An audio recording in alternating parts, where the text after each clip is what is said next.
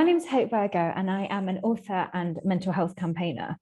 So I basically spend my life kind of traveling all over the world, doing a lot of work with schools, corporates and hospitals, and then also do a lot of work with the government in the UK. So looking at issues around eating disorders, around exercise addiction, and looking broadly at that kind of whole conversation around mental health. So getting people to really talk about things, getting people to really understand about their own mental health, and also making sure that when people do reach out for support, that actually the right support is then in place for them. So in the session today, we're going to be looking at managing uncertainty. So dealing with those kind of difficult things that life throws at us. And I think particularly kind of given that we're living in a pandemic at the moment, there has obviously been a lot of uncertainty as well. We're going to look at a couple of the causes of uncertainty, and then look at actually how we can really proactively deal with those feelings around it, the feelings that come up, the feelings that are created, so that we can respond in a healthy way and not in a destructive way. I'm then going to talk to you a little bit more about actually what you can do more specifically on those really challenging days, and then end with sharing just a little bit, a few options of places that you can then go to and get that additional support as well. But just to kind of kick things off, really, when we think about uncertainty, we have to remember that it is pretty much everywhere.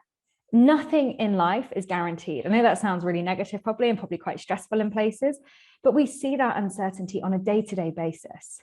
And the problem for so many of people, for so many of us, is that as humans, we crave that security. So living in a world of uncertainty can have such huge impacts on our mental health. If you think back over the last couple of years, we have all been faced with that level of uncertainty. We've all been living through this global pandemic, facing these fears, these challenges, and not really sure of actually what's going to happen. And I think even now with kind of the whole COVID-19 pandemic, but also looking more broadly, actually, we still often feel quite uncertain about what the future might look like.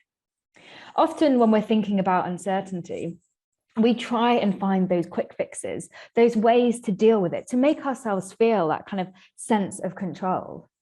If you think back to kind of right at the start of the pandemic, and everyone was so afraid of what was going to happen, we were all so fearful of that uncertainty, that as a result, pretty much every single person went to the supermarkets and just brought every single thing off those shelves, kind of stockpiling so much, just to see if that would help, just to see, would that give them the sense of certainty that they really needed?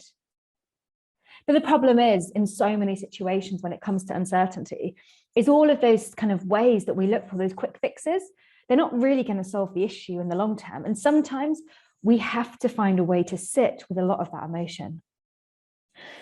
As someone who is in recovery from an eating disorder, I know that often my way of dealing with that uncertainty would be going back to those kind of destructive behaviors, whether it was the eating disorder behaviors around calorie counting or around exercising, or kind of controlling what I was doing on a day-to-day basis. And whilst eating disorders are so much more complicated than being used as a way to manage uncertainty, we know that so often people with those kind of addictions actually will go to those behaviors to get that quick fix, to get to that way of managing things. If you're someone who is really struggling with that uncertainty, have a bit of a think about what you do in that moment. Do you allow yourself to sit with that level of uncertainty, those kind of feelings that are going on? Or is it that you are also looking for that quick way out, that way to kind of feel okay? And maybe that's another reason why during the last 2 years, we've seen more and more people struggling with eating disorders, with addiction, with mental health issues, with exercise issues, because we all were craving that sense of certainty. So we then start looking around, trying to grab those things that we feel that kind of sense of certainty about. But it isn't just a global pandemic that causes this uncertainty. Like I said at the start, it's something that we're seeing on a day-to-day basis everywhere in our society, everywhere in our world.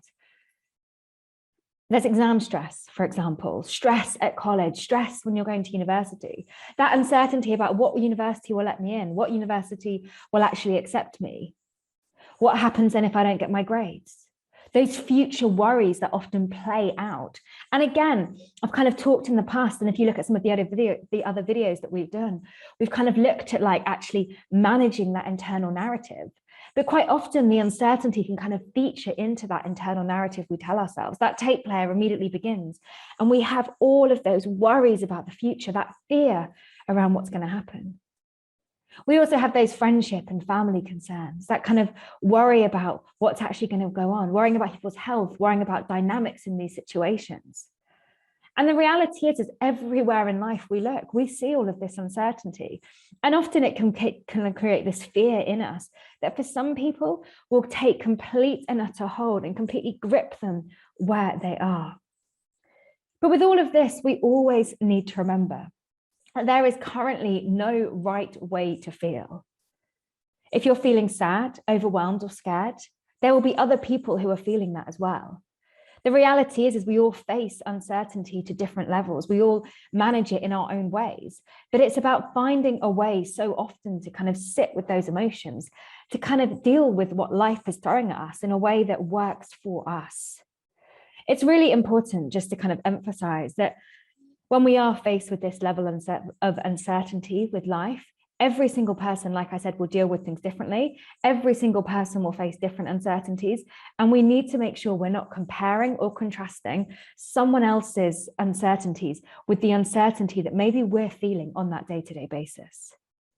Do not kind of downplay the things that you're worried about, the things in your life that feel so out of control, that fear that's being created because you don't think it's relevant. I think the other thing to be aware of just quickly is that so often at the moment, we're kind of reflecting on the pandemic. And yes, we know it's had such a detrimental impact on the nation's mental health. We know that on so many levels, it's hurt so many people. But we need to remember that actually the reality is that not every single person over the last year will be feeling that uncertainty around the pandemic. Yes, I'm sure a lot of people will be, but we need to not make the assumption that the reason they're feeling that way is because of a pandemic. It might be, and I think in some cases, people were functioning at that high level before the pandemic started. It might be that they've had a breakup or they've had a difficult exam period, and that is what's affecting that uncertainty. It might be unrelated to the pandemic. So when you start to kind of think about this, start to have these conversations with people, it's really, really important that we're not making any sort of assumptions. So what can you all do as a way to really deal with these levels of uncertainty? And again, like I always say, this is not a quick fix. This stuff takes time and it takes practice. And it's often about kind of trial and error, seeing what works for you.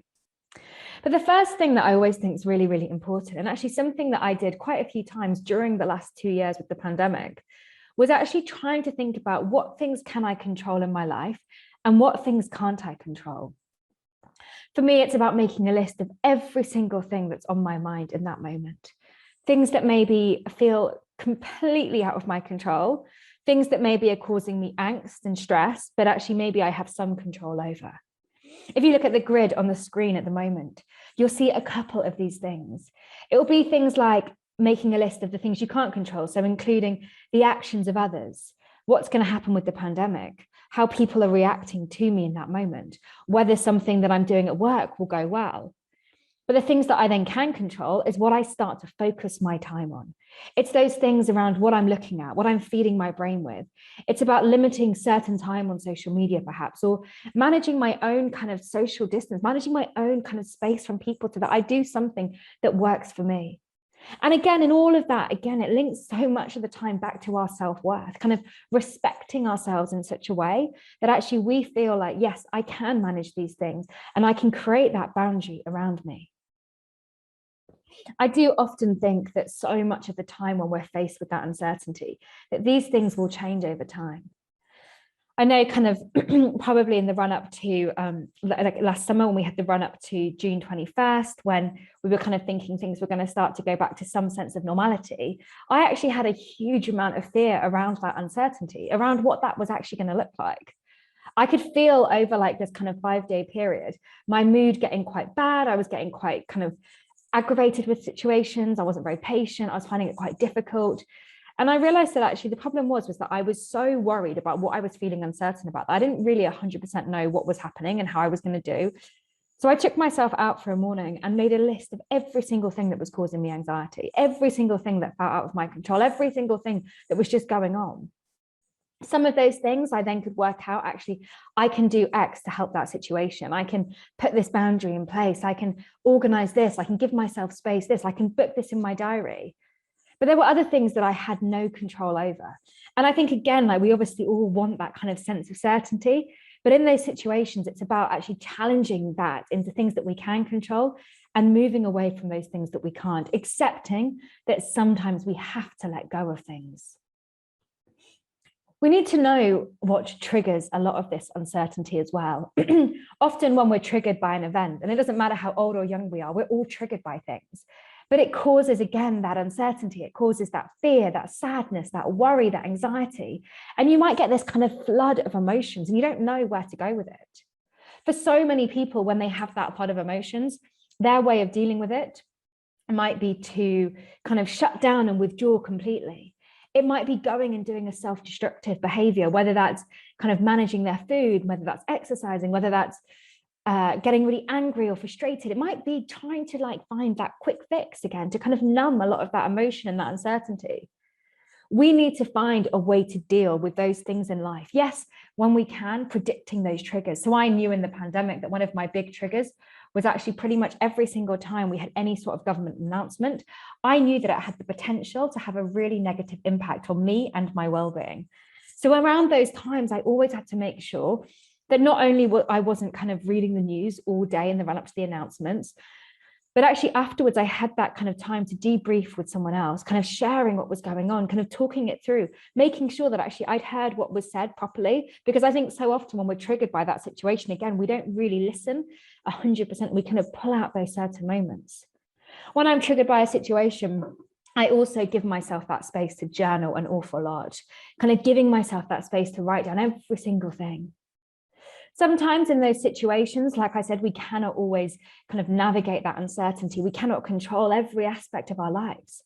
It's about sometimes challenging that thinking and sitting with that uncertainty, knowing that when we're sitting in that uncertainty, whilst it feels really, really uncomfortable, and trust me, I know and totally get how uncomfortable it feels. I know how it feels when you're in that uncertainty and you just want to switch it off. You just want it to go away. You just want to have a break from it. You're kind of asking yourself, will it ever be okay? What's going to happen? But actually in that moment, it's sometimes about sitting with that.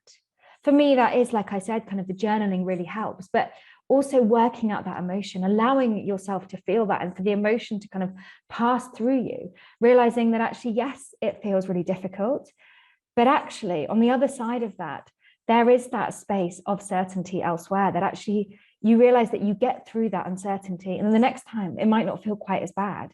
You then get that kind of confidence to dealing with that uncertainty time and time again. And something that I know I definitely learned in the pandemic was actually learning to just sit in that emotion without kind of going to those self-destructive behaviors. We also need to be focusing so much more on the present.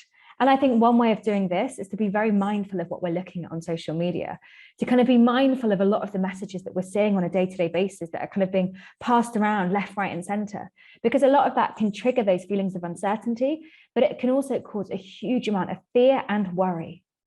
If you're feeling really uncertain about a situation, try and draw yourself back into that moment, whether that's through sitting down and taking some deep breaths, whether it's counting up to 10 or even setting an alarm on your phone and setting it for kind of 5 minutes, shutting your eyes, kind of being in that moment, smelling around you, taking in the kind of atmosphere. And then when the alarm goes off, you've kind of had a bit of a reset as well. We cannot control everything around us, and that is just the reality of life. But it's about thinking about how we can respond in that moment. And sometimes we will get this so wrong. I know that I do. I get it wrong all the time. But it's about when we get it wrong, actually kind to learn from that. Think, what could I have done better? What would have given me the outcome that I really wanted in that situation? Again, when we're thinking about that level of uncertainty, we can think about those things that we can control. And within that, having a routine is so helpful for so many people. If you think back to kind of 2 years ago when the pandemic started, and how for so many of us, our routine was completely scrapped. Being a freelancer, although I travel a lot with work, so my routine's always a little bit hit and miss. when the pandemic started, all of my work got cancelled or it went online, and I didn't really have that kind of structure in my day. So many days I could have got up at any time I wanted to, kind of laying around, sunbathing a lot. And there were moments when I did that, moments when I kind of completely lost that routine and that structure. But I think so many of us really, really need that routine because it gives us that real sense of certainty around actually what's happening. For me, I try and kind of get out every day, at least once or twice a day, to just get my face in the sunshine. I always start my day with pretty much the same routine, that kind of getting outside if I can, to maybe having a cup of tea, to having breakfast and having that quiet time, that time for me to kind of just have 15 minutes of journaling or meditating. And again, it's about working out what routine works for you, working out how you can have that space. And I think, again, particularly with a pandemic and things like that, where there is less kind of flexibility, there's less to do, it can feel quite difficult in a space to get that routine going. But actually, the more we identify what that might look like for us, the more helpful it is. I think just to emphasize that as someone who's had an eating disorder, again, you need to be careful that your routine doesn't become so structured that you're kind of settling into that kind of constant meal planning and things like that. Yes, meal plans can be very, very helpful, but it's important that you've also got that variety in your day-to-day as well. In those moments of uncertainty, it's always also important to identify your support network. Think about who you have around you in life, who you can get that additional support from. And this will change, and it will also look different for different people. I always think we kind of need about 5-6 people that we can kind of have in our lives, people that we can be really honest with, people that we can really talk to about what's going on, but also those people that actually offer that distraction to us, give us that safe space. And then when you find yourself ruminating over all of this uncertainty, creating those narratives like we've talked about before, it's about training your brain so that it doesn't do this anymore. I know that I have a tendency when I'm feeling really stressed, really anxious, when life just feels really out of control, to go down this kind of rumination cycle. And before I know it, I've created all of these situations in my head. What if this happened? What if this happened? What if this happened? Sometimes it's about reframing that what if this happened to an even if that work meeting goes badly, even if I get that bad grade, I can still do this. Even if I have a bad day tomorrow, I can still do X, Y, and Z. Even if this happens, I'm still grateful for this. It's about shifting that mindset so we can move the what ifs to the even ifs. Because I know, again, that's hard, but it helps often kind of managing a lot of that rumination. Another thing that can often help with rumination, I think particularly if you find yourself maybe in the evenings going over and over stuff and not able to concentrate on anything else but that rumination, is to write down every single thing that you're ruminating about, every single thing that's going on in your head. Because although it might feel quite difficult and quite challenging, and some people might feel a bit pointless to do, just by getting it down on paper, it helps to just get it out of that headspace and helps to kind of free up that to think about something else. But all of this stuff takes time. And even things like your triggering situations, all of that will change over time. A couple of years ago, we never thought we would have to have gone through a pandemic, living through this kind of level of uncertainty to that extent.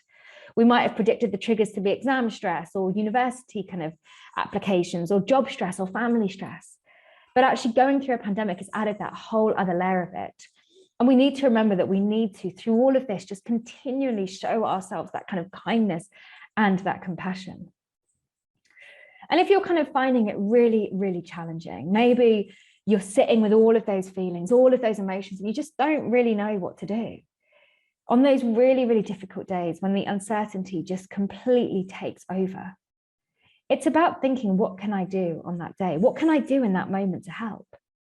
On those days when life feels really challenging, it's always important to make sure that your levels of hygiene are up, whether that's washing your hair, whether that's cleaning your teeth, making sure that you're getting dressed. It's about having those mantras in your head, reminding yourself that these feelings will pass, reminding yourself that it's okay to feel all of this stuff. I think, again, so often in society, we tell ourselves we cannot feel things. We cannot feel that worry, that anxiety, and everyone else has it so much worse than us. And all those narratives start going on. But we need to remind ourselves that it's okay to feel things and give ourselves that space to do it. Again, find those people to talk to. And on those really, really challenging days, I always think having a list of things to do on those days, whether that is getting up out of bed, having a shower, moving downstairs to the sofa, watching something on the TV, getting a cup of tea, going outside in the sunshine, making sure that we're doing those kind of things for ourselves so that we're not stuck and kind of ruminating over these situations. And if there is stuff that kind of you're feeling really anxious and really uncertain about at the moment, no matter how small or big you might think it is, it's about trying to work out what is happening for you. Where can you get that support? You do not need to wait until that kind of crisis point where the uncertainty becomes so totally life consuming. If you've been feeling it for a couple of days, I would really encourage you to actually think about who you can talk to. Think about what you can do with that. On the screen, there's a couple of places that you can go and get that additional support. But remember that kind of you might have other support around you as well, but have a think about it. Make those lists and take that list with you to kind of think, actually, what can I do with this in that moment? Who can I actually really talk to about this sort of stuff? But thank you everyone for listening. I hope that you found that useful and insightful, the kind of snapshot kind of way of dealing with some of this uncertainty. It's really important, though, that through all of this, you do identify that support network. You realize that you're not alone in feeling that level of uncertainty. I think, again, so often when we're living with that uncertainty and that fear that feels like it's completely gripping us, we do think, oh, no one will get it. No one really gets it. We're kind of on our own. Or if someone does get it, maybe they've got it worse than us. But it's so often about actually just making sure that actually, if we're talking about it, identifying those people, it will really help not just us, but actually will help those people around us. And I guarantee there'll be other people in your kind of social network, your social circle, who will also be going through similar things around the uncertainty, around the anxiety. So as always, I would encourage you to kind of take some time over the next week, if something's come up, to really prioritize actually talking to someone about it. Of course, feel free to reach out to me if you've got any other questions around any of the stuff that we've said. But also taking that time to maybe create like a bit of a 3-plan kind of commitment, 3 things that you're going to do. It might be making that list of everything that's on your mind. It might be looking at actually what can you do on those really difficult days. Or it might be just setting yourself kind of a few things, a few ways of really thinking about those things that are triggering you, thinking about that way that when you're kind of hit with that uncertainty, what can you do to interrupt that thought process so I don't go to that self-destructive behavior? What can I do to kind of show myself that I'm allowed to sit with those emotions? Start to trial things out. And like I said, please do feel free to get in touch if there is anything particular that has come up. But thanks everyone for listening.